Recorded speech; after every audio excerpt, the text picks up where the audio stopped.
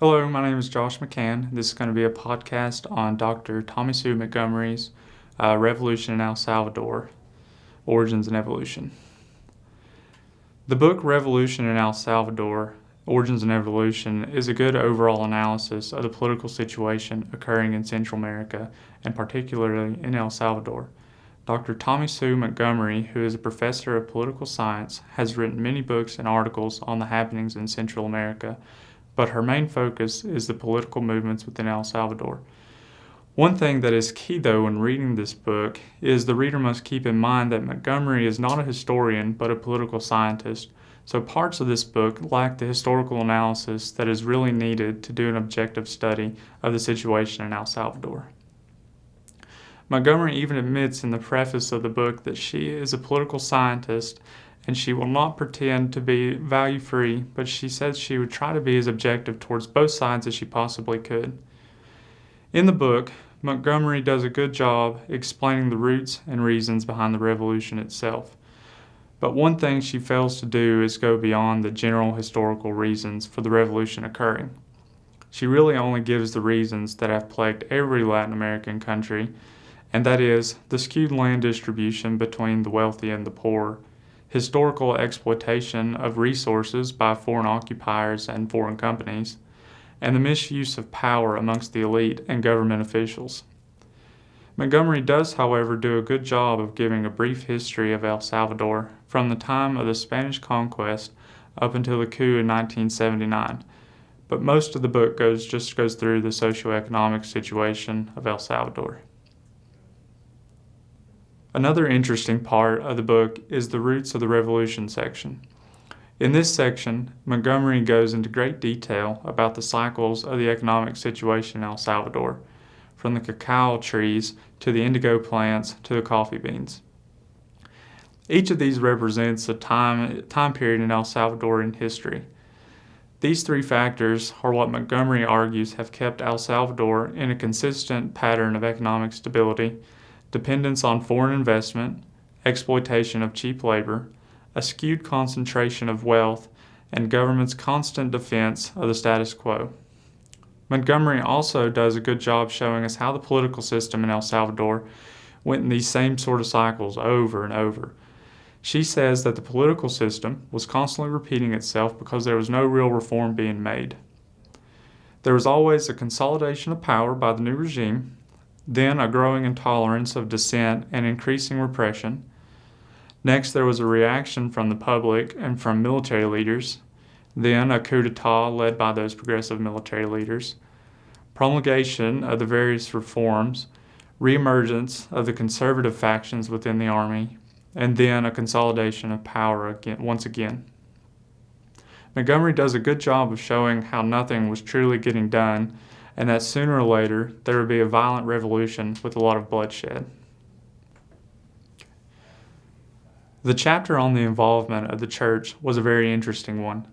Montgomery does an excellent job of showing the church's involvement in the formation of a lot of the popular organizations that will almost bring El Salvador to the brink of revolution.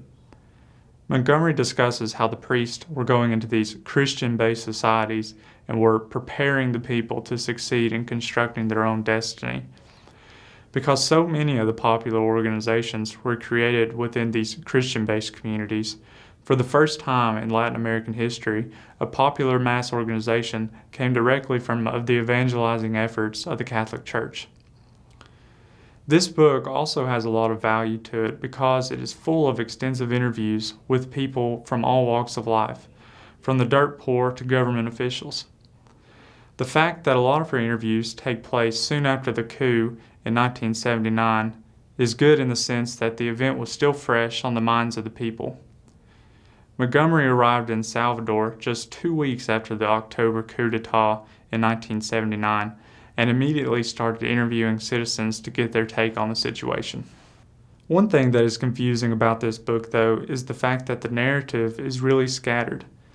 Montgomery seems to focus on one subject, but instead of keeping the flow in chronological order, she tends to skip around sometimes.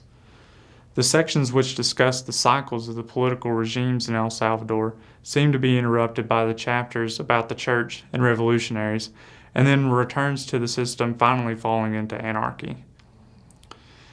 This just seems to throw the flow of the book off a little bit and makes it a little hard to follow at times.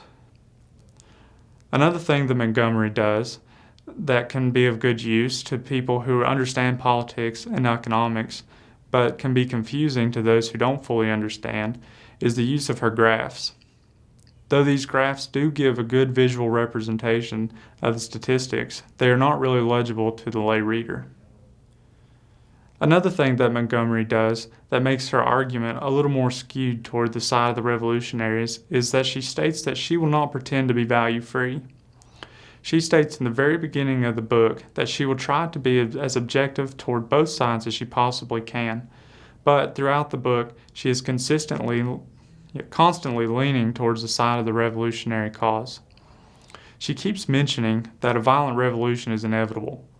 She says that, though she would not like to see it come to violence in El Salvador, it would not be such a bad thing if it did. This kind of clear sympathy for the revolutionaries makes it hard for the reader to get a true analysis of the situation going on in El Salvador at the time. Overall, Montgomery does a good job of giving a brief analysis of the political turmoil occurring in El Salvador during the 20th century, and especially during the 1970s and 80s. Her views on the cycles that the economic and political systems undergo during this time period give an interesting view not only of just El Salvador, but of what was happening in the rest of Latin America as well. She does, however, lack the overall historical analysis of the situation, which could be due to her bias for the revolutionaries. Though the narrative can be somewhat confusing in some areas, this book is an easy read and does give an overall good analysis of the revolution in El Salvador that even the lay reader with no background information could grasp.